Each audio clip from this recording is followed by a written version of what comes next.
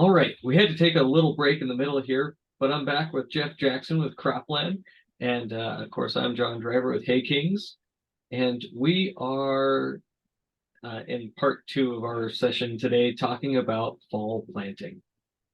So this is something that I know nothing about because everything we do here is spring planted. Turns out when you get a frost on September 10th, you have no moisture through the summer, it just doesn't work. Like I'm in a spot where I have zero soil moisture and a frost coming in a month and a half. Yeah. So yes, you are in a bit of a unique spot compared to much of the US. I would say traditionally, and it's fun to have conversations with different people about different parts of the world, and I grew up in the Midwest, and we always did spring seeded alfalfa as well, around Sioux City, Iowa. And Mhm.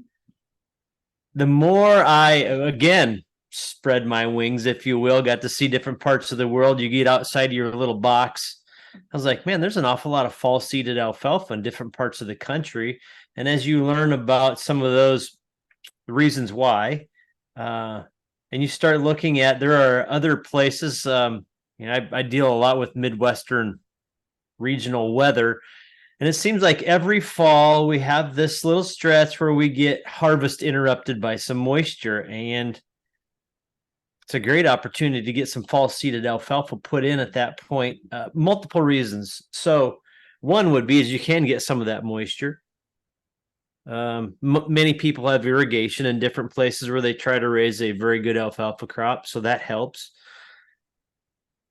There are a lot of acres that get planted into a small grain stubble.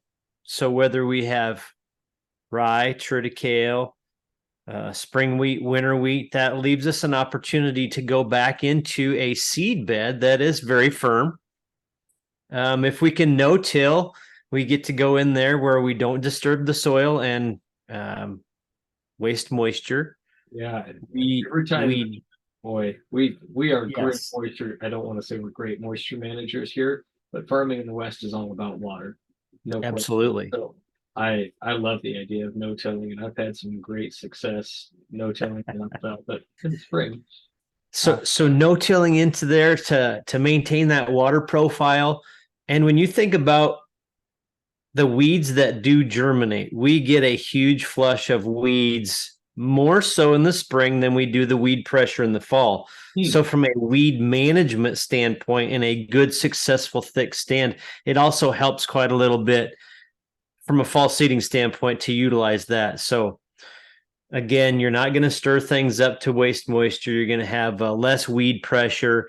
Oh, and by the way, if we start that plant this fall, we can basically take off next spring without skipping a step. We're ready to have a full year of production, which a lot of people really appreciate that as well, that they don't have to, if you will, give up a cutting to get things started. So those are a few pieces that really make it advantageous to doing a fall seeding. And depending on how labor allocations are, sometimes the spring can be busier than fall to some degree, depends on what your harvest looks like. But a few of those reasons why. Now, the timing piece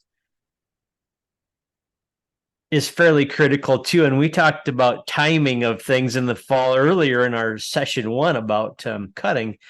But again, we need about 45 days minimum on a fall seeded alfalfa plant to make sure that it is established before we hit a hard frost or go dormant for the year. So 45 days is a minimum. A great part of the country that we talk about, John, or that we'll watch the Hay Kings episode would be probably in August 15th through about September 1. Again, Labor Day, we need to be done with our planting practices so we get enough growth from emergence to a hard frost to overwinter. So And that's the part of the country that gets frost around October 15th, right? it would be right. So for yourself, being a September 10th guy, Yeah. again, we're probably not going to be out there right now planting fall seeded alfalfa when it's as hot as it's going to get and there's no moisture left. And so, again, folks, we're talking about alfalfa planting in general. All these microenvironments or cultural regional things are going to have a play in here.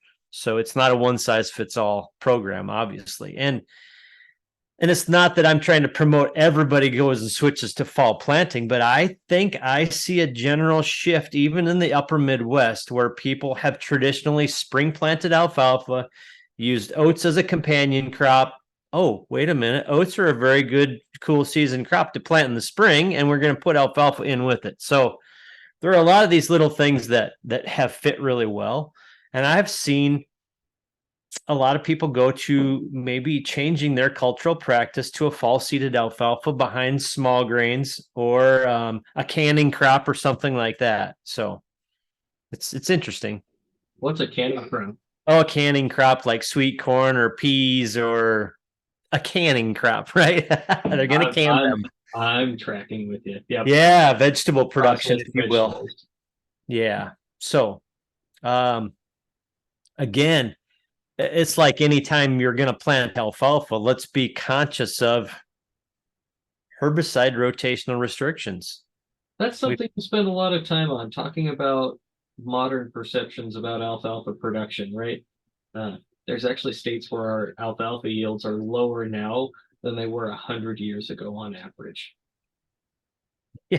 Does that hurt you a little bit as an alfalfa? There are, well, yeah, from a seed germplasm guy, it's kind of a weird thing to hear.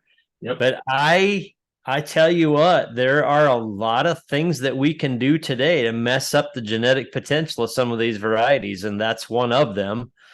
That as we have, so I'm one of these in the background. You can see I've got my cow herd standing there, and let's see if I lean this way. There's a chemical applicator in the background. So I have been a commercial applicator, and I remember growing up and doing chemical application when we put in multiple residual herbicides on a crop. Then all of a sudden this molecule become more accepted and had tolerance in crop called glyphosate.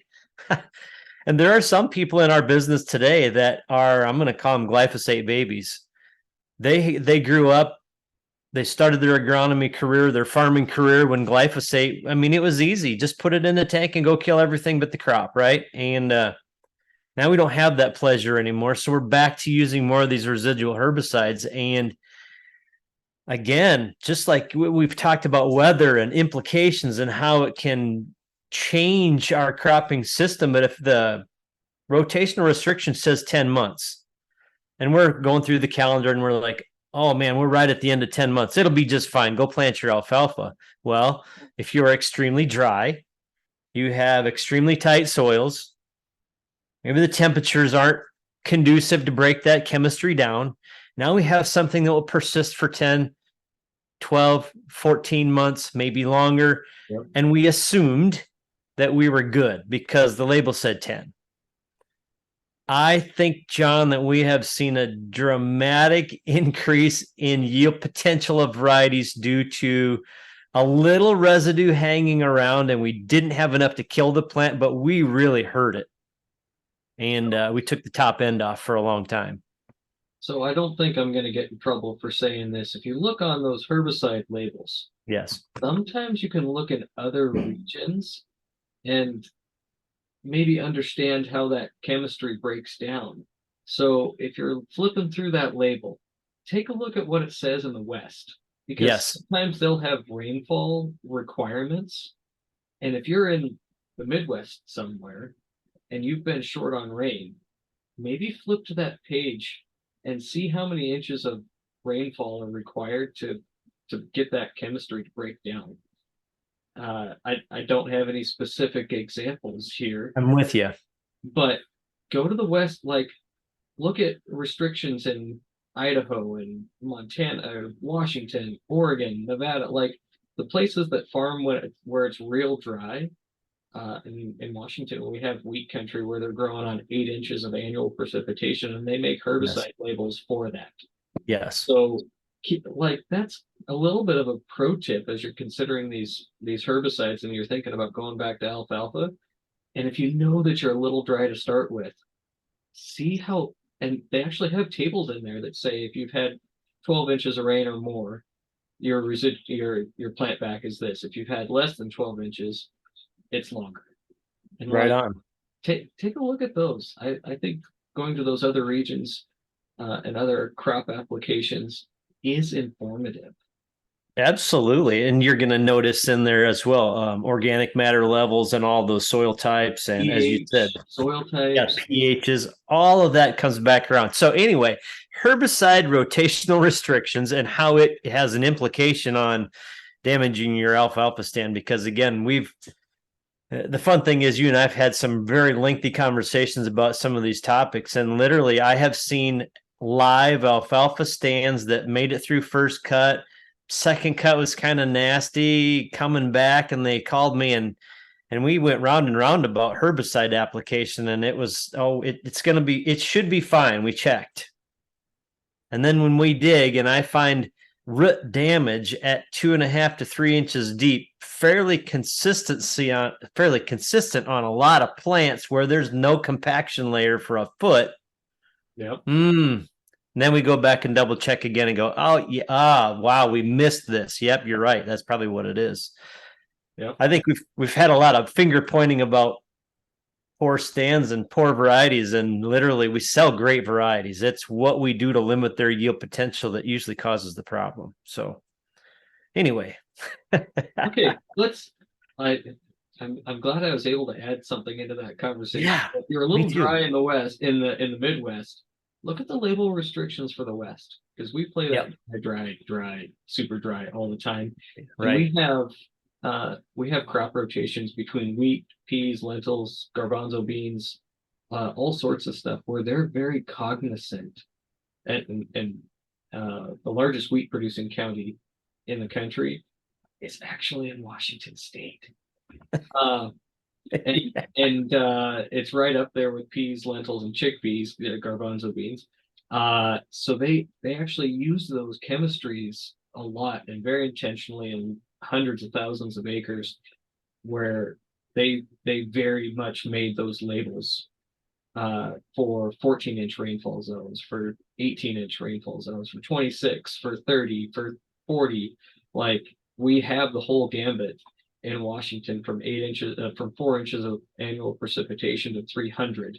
So we have Yep. chemical companies that recognize those rainfall zones and rainfall differences. And if you're looking for a place that knows how to split hairs on plant backs, check out the Washington section on the label. Right on. Yeah, it's kind of a cool pro tip here as you're looking at all those herbicide labels. That's cool. Yeah. Now let's switch back to our alfalfa seeding. Okay. Yes. Yep. Are we Okay. going to do anything different for field preparation in the fall than we are in the spring? I'm going to take you through my spring preparation because that's what I know and we can compare and contrast against. Right. Uh, I like a seed bed that you can just about dribble a basketball on. And maybe that's a little tight, but it's not far off. You want a nice, tight, firm seed bed. I did some this spring. We went through with a disc and then a cultivator to take out all the ruts from the disc. We packed the snot out of it. We seeded it. We harrowed it. We packed it again, and I mean packed. So you could just barely see your boot prints as you walked across. Yep. I'm absent terrible drought.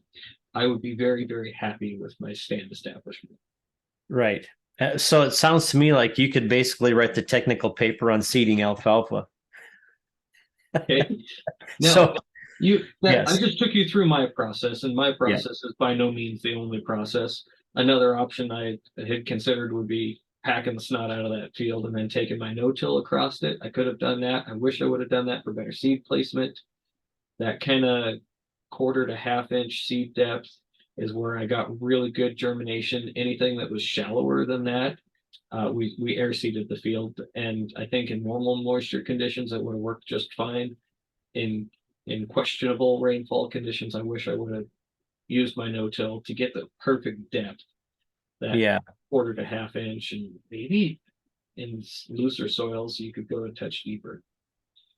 So a lot of different things that you just talked about were very, very good. And then a couple more considerations as well. So first of all,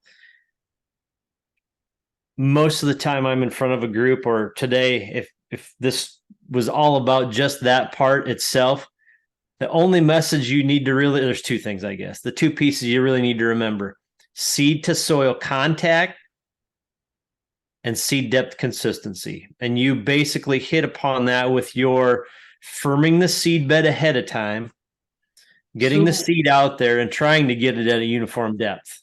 So if you've ever planted alfalfa and you've made a mistake by not packing it enough, you can see your tire tracks in the germination, where the compression, the packing that you get from the tire tracks from your tractor as you're seeding gave you the extra compaction, the extra seed to soil contact is really what you're driving there.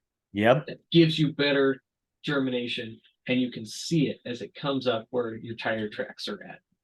So to your point, I'm doing this because I farm circles on the occasion. Oh yeah, right. I'm so thinking of a specific example where I had a sandy hillside and I could see the curves of my tire tracks on the hillside. And that's a neat phenomena for me as a seed guy too, is that we'll get customer calls and they'll say something's wrong with your alfalfa seed, and you go look at the field and you can follow right where the seeding implement went all the way through, because it grew perfectly in every lug mark of every tire track.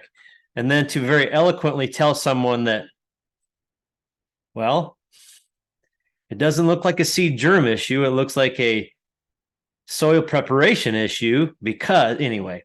Okay, so firm seed bed. But really quick, my lesson in that is that that packing action you get from the tires occurs before the drill that's behind the tractor, or the brilliant that's behind the tractor, or the air seeder that's behind the tractor.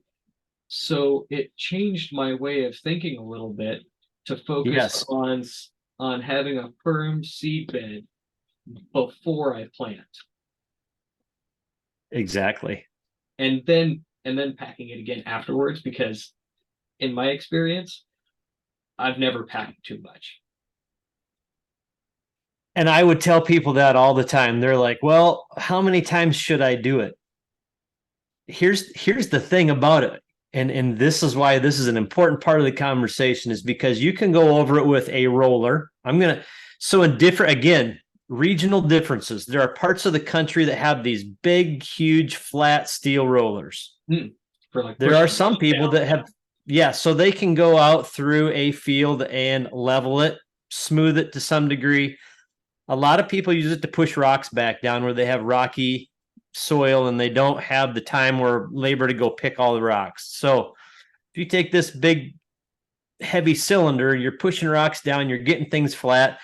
That really, really took off in the Midwest on soybean ground, so that you plant your soybeans, go roll the field, it pushes the rocks back down. There are actually custom harvesters that will give you a discount if your field is rolled, because there's not the dirt clods, the rocks in those sickles as they're going to harvest the bean crop. Okay, so digress just a little bit, but that's where part of that integration really took off, is that we've got these big rollers everywhere. Let's go roll our field and plant alfalfa. Well, great idea. You take it across there once and it looks beautiful, right? Just looks awesome. So I've had fields that were rolled twice, seeded with a brilliant drill, which has 2 gangs of cultipackers on it, and rolled again. So 5 packing actions. 2.5 inches of light rain over the course of a week. And I could go to that field and actually walk across it, John, and sink in deeper than the steel toe on my shoe. And you go, how in the world is that even possible? But the soil you just talked about, dry. So this was one of those springtime seedings where it was a beautiful open spring. Moisture didn't interrupt planting. Everything was beautiful, but we spring chiseled, field cultivated, rolled, And literally, we did not have enough moisture in the soil that when we went over it, that the compaction, the packing action actually did any good. All we did was made it look smooth and pretty, and we didn't have enough moisture to hold it together, so that when we planted alfalfa seed with the Brillion, we still had all these little goofy air pockets in there because there wasn't enough moisture. So we need seed to soil contact so the moisture can actually absorb into the seed and That's not what just we're have it going sitting between a couple points in a dirt clod where the seed doesn't get enough contact to get moisture. What we're really trying to do is get that. Now, maybe this is a rule of thumb or an old wives' tale, but seeds need 3 times their weight in water to germinate. Does that That's correct. that's correct? I think that's about the right number. Yes. Okay, At least double for sure. sure. Maybe 3 times. Yeah. So what we're trying to facilitate is that contact to transfer water. And if you want to know what I'm talking Yes. about, take a wet sponge and lay a paper towel half on that sponge, and pretty soon that paper towel's wet. Yes. The whole thing, because the water wicks through it. It's that wicking action that we're looking for to transfer the water that's in the soil to that seed. And the only way that you can get that is to have it touching. Right. So Did I get that right? you've got it. And the important piece is that even if you roll it once, you still need to take a management action and an operations action, walk across that field, test the soil. Again, our rule of thumb is the sole of your shoe. If you sink in deeper, well, heck, we're in the office today. I've got my flip-flop here. If you sink in any farther than the sole of that flip-flop, get your socks dirty. It's too soft. Call it a flip-flop test. I like that. So the flip-flop test, if you're a flip-flop farmer, which Mhm. some of you are, Some people are not. you can use that. But we joke about the basketball, the sole of your shoe, but that's so true. If you don't pass that test, the fun thing is I have a couple custom operators that do alfalfa seeding, and they'll go to a field and they'll take a walk. And if that seed bed prep is not right, they will give you a call and say, "Hey, John, this field's not ready. You got about 20 minutes to get down here and fix it, and I'm moving to the next customer." Right. And I appreciate that. The grower should appreciate it because you want the conditions to be correct.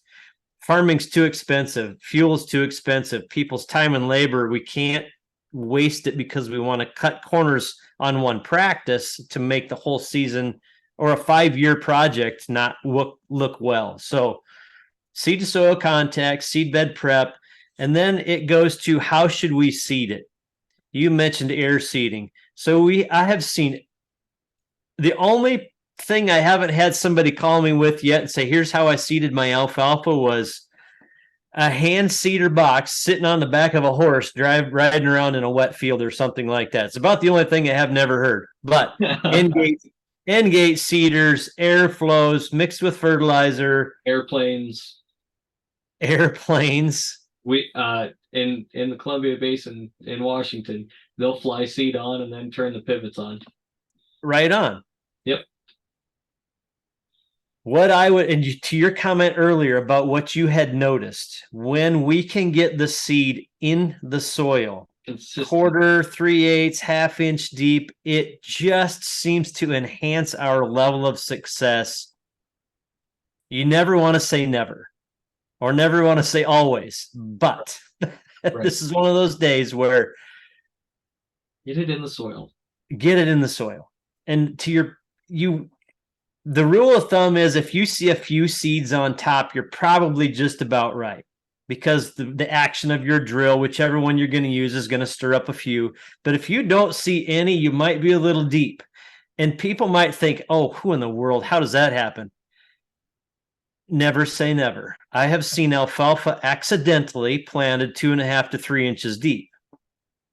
And that's all about management, checking the drill, getting out of the tractor. Field conditions change, soil types change, moisture content changes. I mean, variability in the field can make that absolutely. So you just, my word for those guys is see if you can't wear out the steps on the tractor, because if it takes you an extra half hour or an hour to plant a field and you don't have to replant, that's probably the most money in 1 hour you're ever going to make.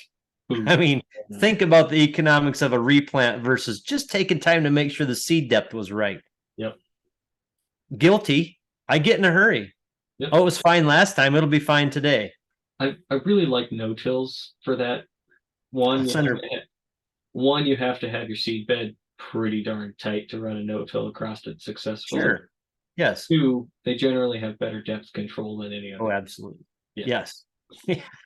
Yep. So, but gentlemen, ladies and gentlemen, I'm not telling you doing anything else is wrong, but Right. you have to pay more attention to detail, and everything else is actually a little bit more critical because you're not getting that seed depth just anyway. Yeah, so seed depth is very important. Another comment that you had made earlier was about when we were in the chemistry discussion about residual herbicides was soil pH. So preparing for this seeding of alfalfa, soil pH makes a big deal in our alfalfa establishment world as well. We need pH to be 6.8 to 7, ideal. Uh-huh. Uh-huh. Uh-huh. Anybody ever experienced that before? Boop. Yes. Yeah. Low pHs are deadly. Where do you put your cutoff? Where you just tell somebody plant something. Keep it in a bag. Yeah. 6.5, 6.2 kind of sometimes works okay, but you get much more acidic than that, and it's pretty tough. On the higher side, above 7, we get alfalfa to grow very well because we're basic, we're not acidic. The problem we have is production. When it gets too high, you have too much nutrient tie-up, and the worst tie-up situations seem to come with a lot of those micronutrients that are essential to the plant. So it's a management piece. Know your soil pHs. You're not going to fix your soil pH the day you plant alfalfa. Please remember that. That was last year. You should have fixed the pH last year. So in your rotation, if you can plan lime applications and fixing your pH a year ahead of time, that's very, very critical. So just a note that I had again. I'm going to tell you that's not always economically viable, but yeah, I know. You gotta do something. Right, wrong, or otherwise try something. Nope, absolutely. So we do the best, John, to lead them in the right direction to do good things. Sometimes the economics aren't as easy to handle as what we would suggest. Yep. Correct. Yep, absolutely. Then you make decisions. What am I willing to risk? Yep.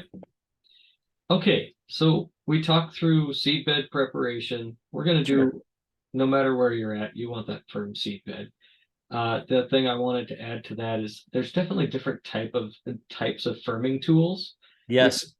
We can think about, hopefully I'll be back here in just 1 second. We can think about crow's foot style packing. We can think about smooth rollers. We can think about the old ring rollers that everybody pulls behind their drills. Yes. All of the above, right? Correct.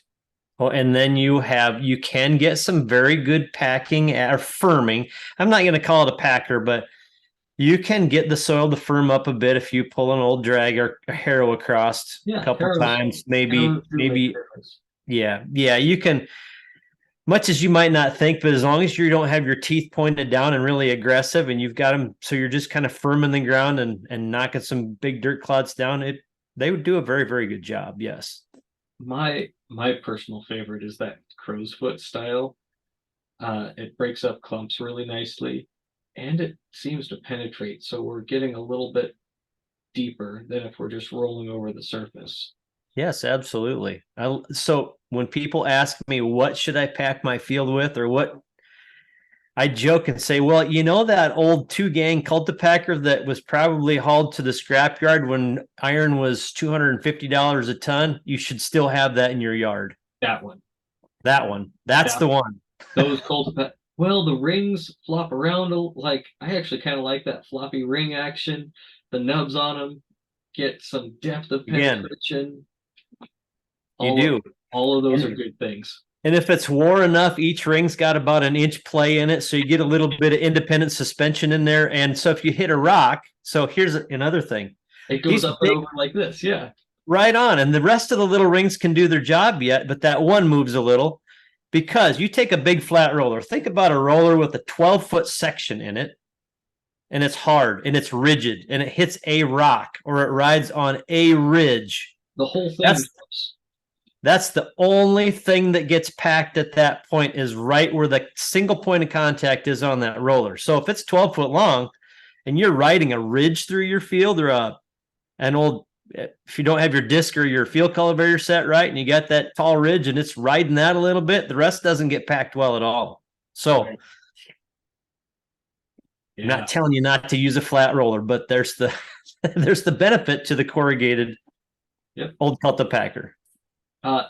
In my experience, where I air seeded, where I had those depressions, and I mean little depressions, yes, from that roller packer, that's where I got my best germination, was in those little rivulets. And it almost looks like you drilled it with a row unit by the time you get done, doesn't it?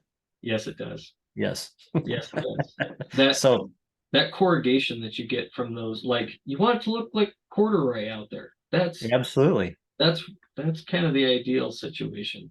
Now, again, not to bash the flat roller, but if you use a flat roller versus a cultipacker or something that leaves row unit ridges, I'm going to say, and the wind starts to blow, or you get a hard rain that might sheet down and crust a little bit, it's my opinion that anything that was hit with a flat roller will let wind accelerate and blow more than if you have those little ridges out in that field protecting some of those little seedlings. We're talking about some micro climates there, right? So we're talking about fine-tuned management now, yes. Yeah. Or which one's going to crust the worst? And then you talk about putting seed in rows with a drill where they can use the buddy system to help push up if you get a little crusting versus a broadcast. They can still help each other, but yet I think there's some benefit to it. Yeah, I'm pretty well sold on, boy, if I know that I have a week of rain, soft light rain coming ahead of me, I might air seed again. But if I don't see a nice week of rain ahead of me, I'm never air seeding again. So then you have the irrigators, and the irrigators can get, especially a center pivot irrigation or something. They can get away with a lot more. Yeah. So, well, and they actually use the water to get when you can irrigate, you get the seed to soil, you get the water absorption that you need. Yes, you do. Even absent seed to soil contact. Yes. And they can use the water to kind of drive the seed down into the ground. Like having irrigation makes your life so much easier. It's kind of like cheating. So again, not right or wrong, but let's just say that you no-till, John, into a nice firm seed bed and you get some ridges that are a couple inches high where your no-till drill placed your seed towards the center of that. Yep. The next question I get is, should I go pack that field again? Well, so there's two trains of thought in my mind.